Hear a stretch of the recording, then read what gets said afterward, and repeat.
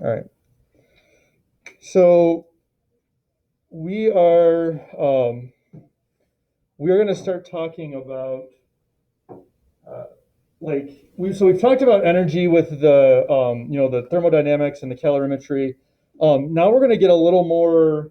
We're going to drill down a little more into how that works, how energy is transferred at a subatomic level. Okay. So the first things here talk about how is energy transferred. As you can see, it says it appears to be continuous, as if a continual flow of energy exists from one substance to another. So think about think about light coming from the sun. Okay, it's it's just kind of like a continual flow, right? There's no you don't see like light coming in like a you know physical burst amounts like that you can tell the difference in. It's just like a continual flow of light. It'd be like pouring water from a pitcher like really high up into a cup. Like it's just a continual flow. There's no real point where you can see a division, right? Um, so that's what it appears to be. Well, energy is actually what's called quantized, which the term quantized means it comes in packets of specific size. So this guy named Max Planck, or if you're German, Max Planck, um, he had this idea of light quantization, where energy is gained or lost in packets of specific amounts of energy called a quantum. So the question would be if energy is actually transferred in packets of specific size, why do we not observe it in everyday life like that? Like for example, okay, you're in your car, you're driving, and you step on the gas. Okay, it's not like you're going 20 miles an hour, 20 miles an hour, and all of a sudden the car just boom, like it's going 25. Like no, it's like a gradual acceleration, right? Okay, or if you're heating a pot of water, it's not like you turn the burner on, you're heating it, and it's like the water's at 50 degrees, and then all of a sudden it just jumps right to 100 when a packet is added. Like it looks all smooth and continual, like there's no breaks. So why does it look like that if they're saying it actually does come in packets? How come we don't notice? How come we don't notice like the difference between one packet and another packet? Any ideas?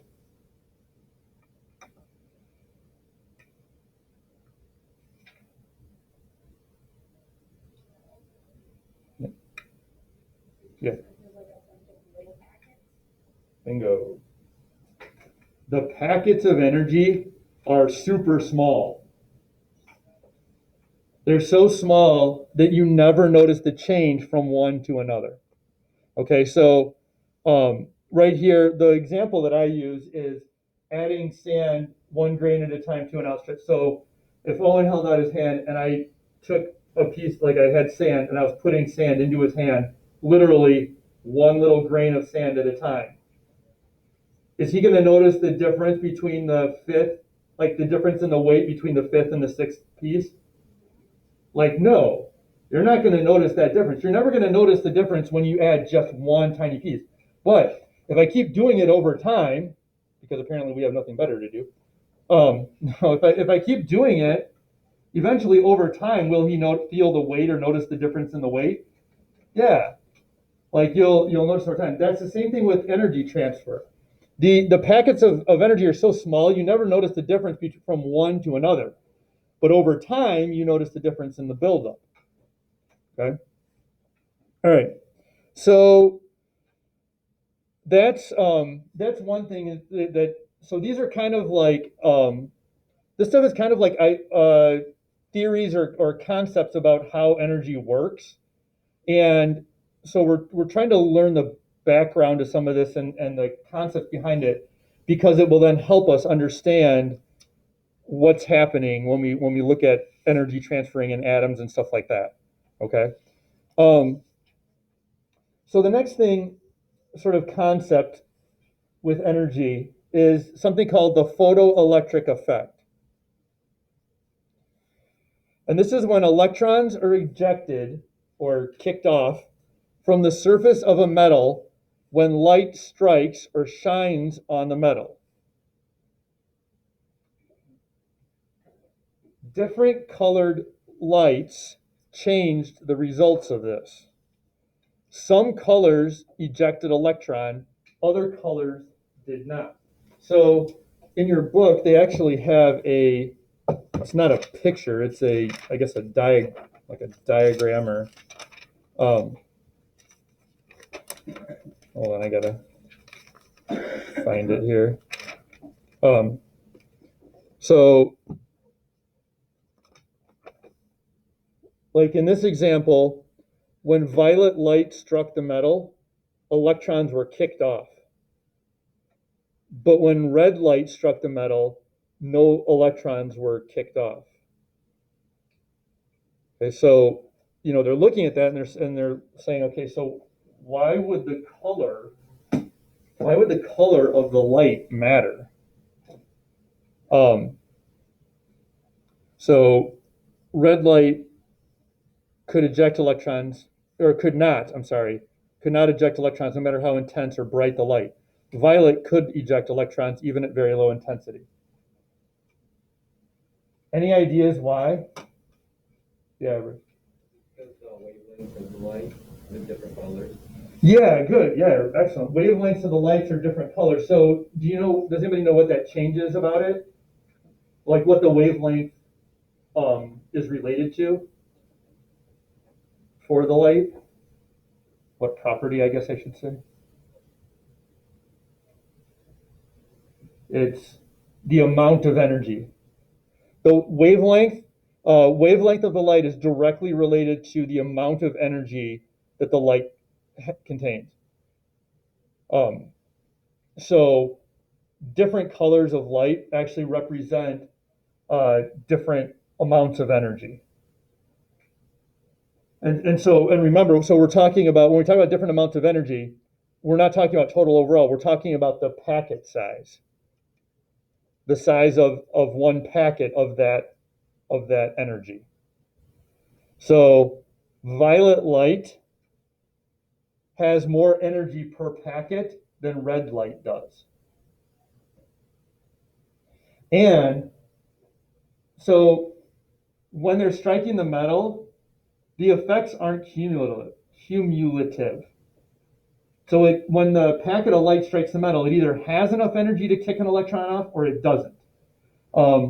It's not a perfect analogy, but the best analogy I can come up with is, imagine if you had 2 5-gallon buckets, and in one you've got a bunch of baseballs, and in the other one you've got a bunch of like the spongy Nerf balls. Okay, and you were to step back, and you just started throwing them at a glass window. Okay, the spongy Nerf balls, no matter how many times you throw it, probably it's not going to have any effect on the window, right? It's not going to break it or do anything to it, no matter how many times you throw it. Or even if you took a whole bunch of them and threw them all at once. Unless you threw the bucket. Yeah, unless you did that. That might have a little effect. The hard balls, though, the baseballs, you could throw just one and shatter it, right? That's kind of this idea with the two colors of light. So the red light would be kind of like it doesn't matter how many of those packets of the red light that you throw at the metal, they don't have enough energy to kick electrons off. Okay, and light intensity is like the number of packets that are hitting at the same time, not the amount of energy per packet.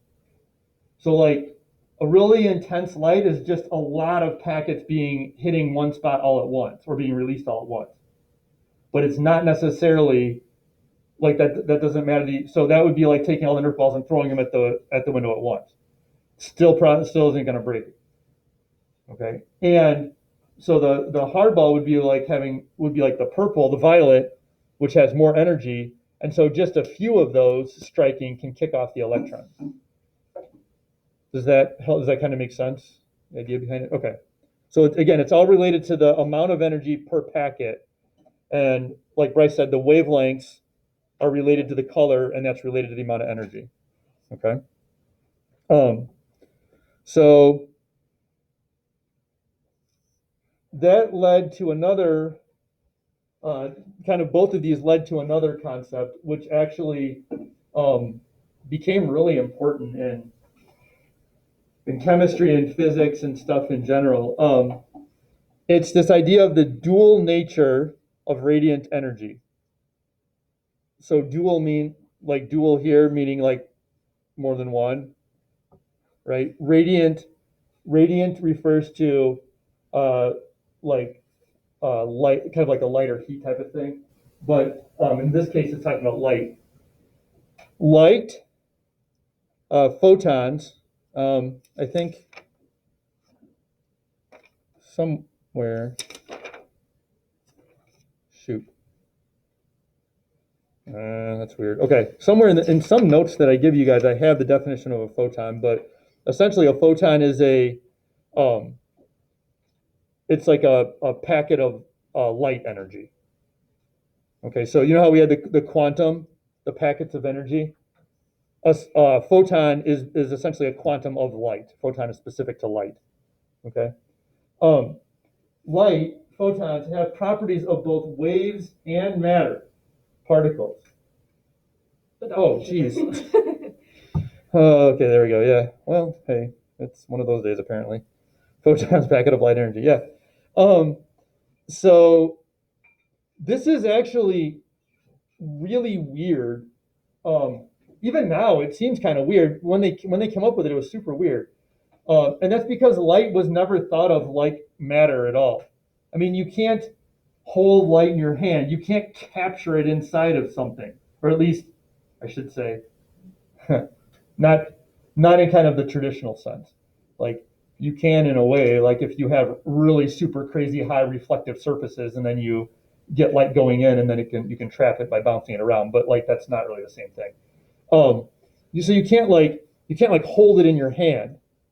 Okay, if I turn on a flashlight, I turn a flashlight on Cora, it doesn't like blow her out of her seat or something.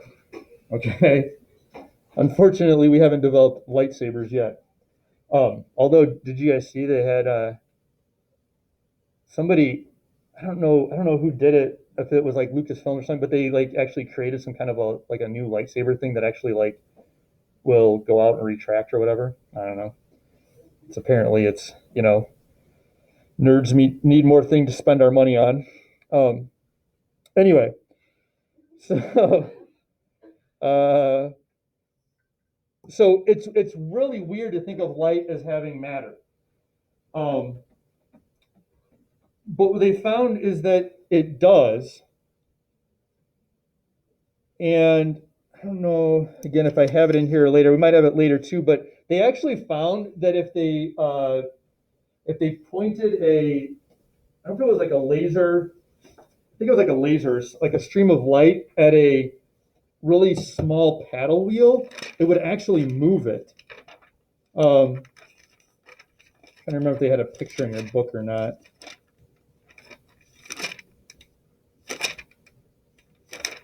I thought they did, but that it could move. And I'm talking like really small, but I don't see it. All right. So if light can act as both waves and particles, by the way, the reason it's waves is waves are non-particle, like non-matter. So things that don't have matter to them. So like think about like light.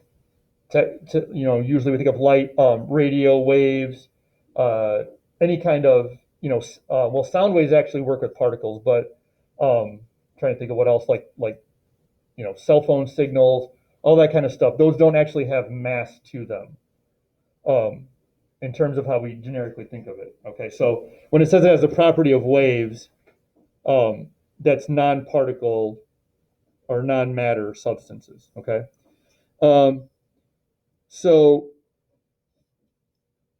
it's the question is like, well, when does light act like a particle? We never really see it or experiencing it acting like a particle. Um, and the answer is when it's really, really, really, really, really, really, really, really, really small. Okay, like crazy small, like subatomic particle level small.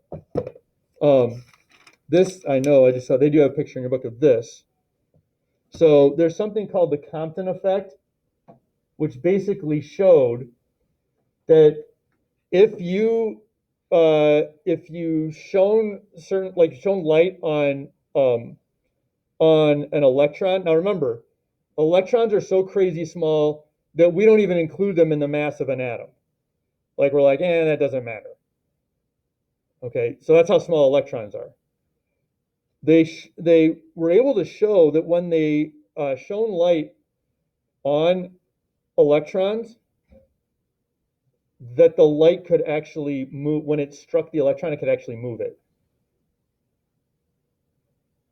Okay, so now it doesn't seem like a big deal, but like when you originally think that light doesn't have any matter at all, like I said, that'd be like shining a flashlight at something and all of a sudden the thing's starting to move. Like that's weird. Okay, so they actually were able to show that the photon would collide with an electron and move it. So the dual nature of radiant energy, light acts like a particle when at very, very small levels, like subatomic levels. Okay. Questions? All right. Bueno. So if you've shown more light than that tiny size, it won't have moved? Okay. No, it's not that. It's not that it wouldn't. It's that. Flip it around the other way. It's like we can only observe light acting as a particle on a really small level. So for example, like I was using the example of like turning on a flashlight and it not moving, some like not moving core or whatever. So if you were being like really crazy quantum physics chemistry particular about it, you would say that but when you shine a light on something, it does move it or impact it a little, like, but we can't observe it on any level that is normal. Like we wouldn't see that. So it's not that like if you had more of it, yeah, it would still do that. It's just we only see the effects of it when it strikes something so crazy small like an electron. That's the only time we can actually see it act like that. Does that make sense? Yeah. Okay.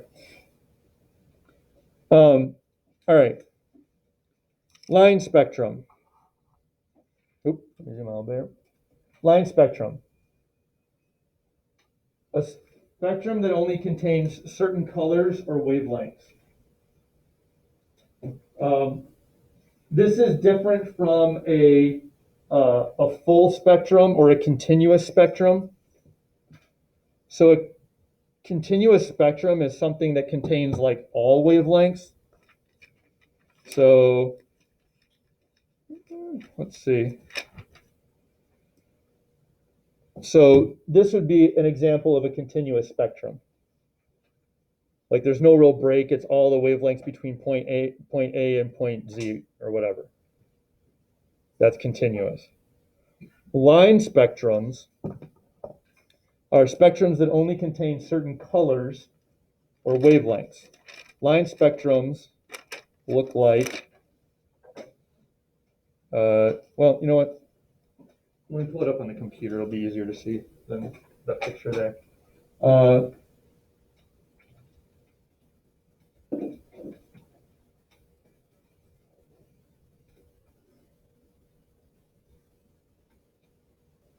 Okay. So these are example of line spectrum. This. Okay. So this is line spectrum, where it has only certain colors or wavelengths. Okay. So let me ask you, hold on, let me think for a second. Okay, so let me ask you guys this.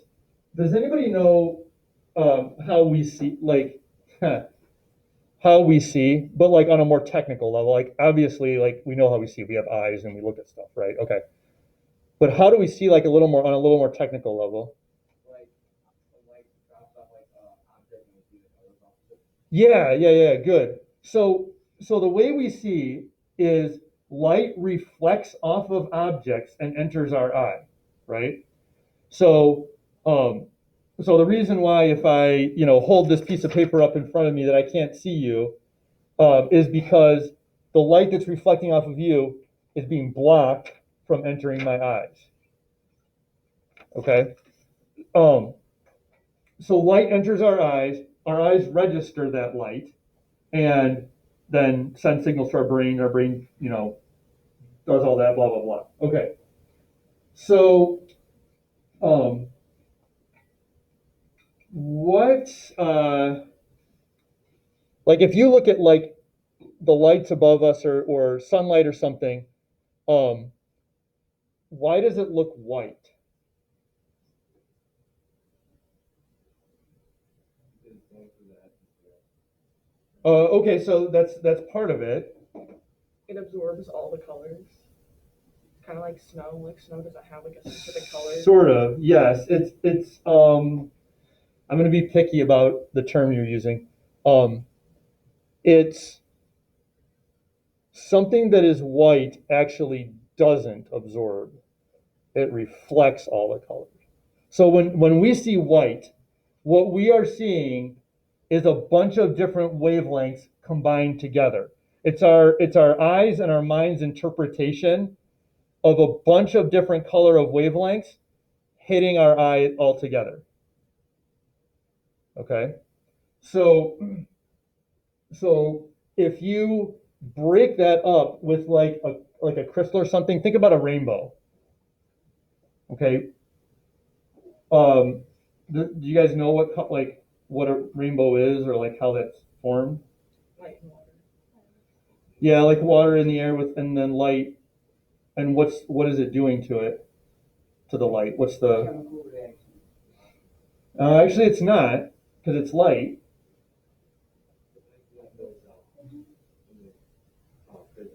Yes. Yeah, like a prism or a crystal type thing. It's what it's doing is in the air. It's actually breaking the light up into the light coming from the sun into different wavelengths. It's like splitting it apart into different wavelengths by the way it reflects it and stuff. So, um, so here's the other part is when we see something. So the reason I see Cora's shirt as black is because hold on. Does anybody know what black is? Absence of light. Absence of light, right? Good. Absence of color. There's no such thing as black in terms of a color like a wavelength. Black is the absence of all light. So the reason that we see some of your guys' shirts as black is because that material, that color that's been dyed or whatever, is absorbing most of the wavelengths of light. It's why when you go outside in the summer, if you're wearing something black, it's hotter than if you're wearing something white. Something white is reflecting almost all the wavelengths. Because remember, we see what enters our eye, right? So if we're seeing a piece of clothing or something as black, that's because most of the different wavelengths are not getting to our eye, coming to our eye. So when the light strikes, they're being absorbed instead of being reflected. Does that make sense? So what we're actually seeing color-wise, what we see color-wise is a combination of all the wavelengths that are not being absorbed by the object it's bouncing off of. Yeah. Some people are colorblind, like they can't like process the wavelengths the same? Yes, yeah, it's a good question. So yeah, people that are colorblind, it's not that different things are entering their eyes. The same wavelengths and everything are entering their eyes. People that are colorblind, their uh, literally their ability to translate the colors is I won't say it's just it's different, or there's part of it that's missing, so they can't translate them as well. Yeah. So then how would the colorblind glasses work? Like those glasses that like colorblind people can wear so they can see like all the colors that someone who isn't colorblind can see. Ooh, that's a good question. I don't know 100%. I have to look it up. My guess would be that it would translate it into something that their eyes can then interpret as being different. Um, I'll hold on 1 second. I'll go back to that. Yeah. If you're colorblind and you can't see red and green, Christmas must suck. Yeah, a lot of things like driving and stop and stoplights and stuff. I Yeah, know about that. yeah. It looked green to me, officer. Okay. Um. So, let's see. Actually, okay. So let me. I don't know if I showed this to some people in here already. I feel like I did, but um.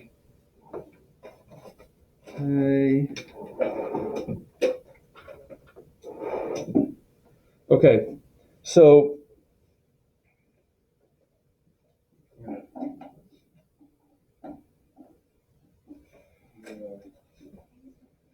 All right.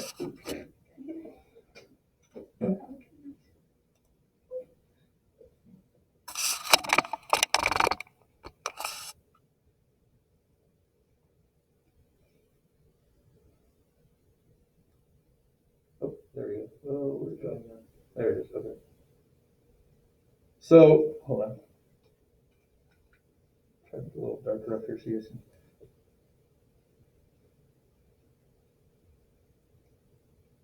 Reverse. Okay.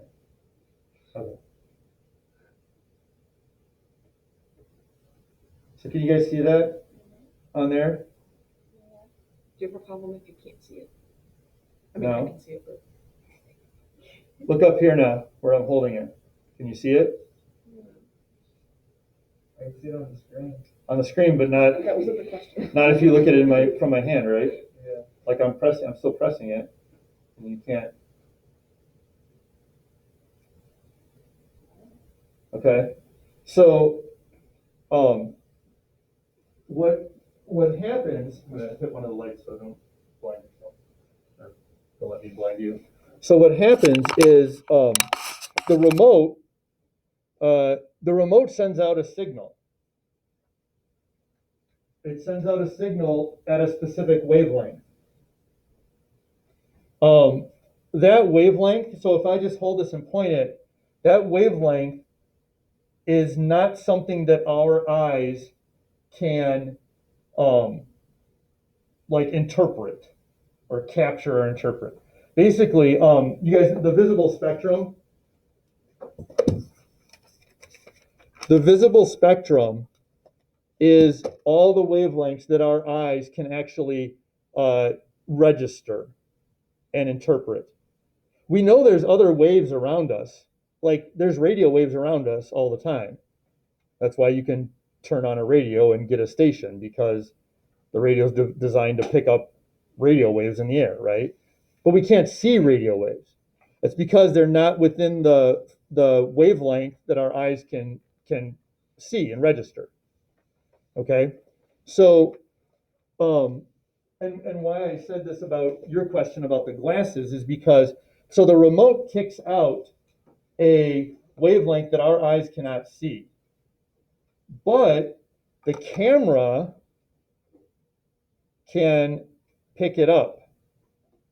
So this camera has the capability of picking up that wavelength, or that energy, that wavelength.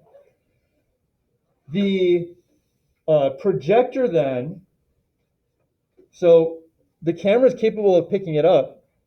The projector only outputs stuff in wavelengths that we can see.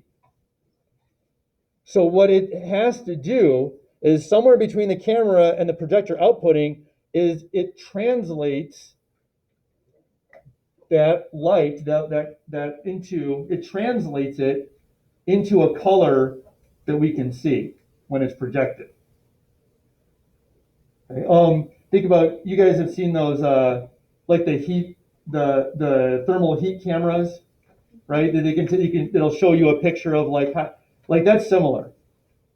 Like you can't see heat with your eyes, but the camera is capable of picking up the differences in the heat, and then it translates those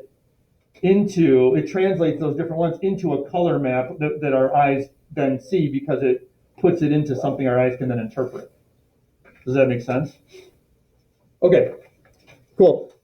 I guess I should just cover the very last little bit here. So the line spectrum are only specific wavelengths of light. So it's not all the light together. So like this one would just have these wavelengths. Okay, and what they found, or what they kind of discovered with this, is that all elements have a unique line spectrum. The line spectrum are to elements what fingerprints are to people, basically. Every element has a unique line spectrum. And you can actually identify elements by their line spectrum. If you break up the color that that an element gives off when it's burned or heated. So different elements give off different colors of light when vaporized and in a flame. So think about fireworks.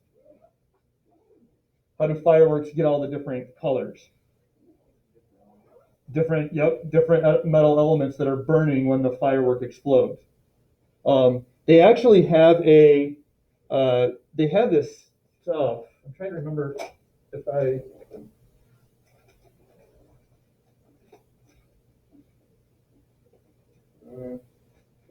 thought I had a packet of it somewhere. No, I didn't look for it early enough. So, but they actually sell this stuff that you can throw in fires, like campfires, and it will. Somewhere I had a packet of it just to show, but they make this stuff that you can throw in campfires and to make it burn different colors. And essentially, what those packets are is they're different elements. It's like powdered different chemicals of different elements and stuff that you can throw in a fire and you can burn, and it'll burn different colors. And that's actually this idea of that different elements give off different colors of light, which relate to the wavelengths that they have. Okay. All right. That is it for today. No homework.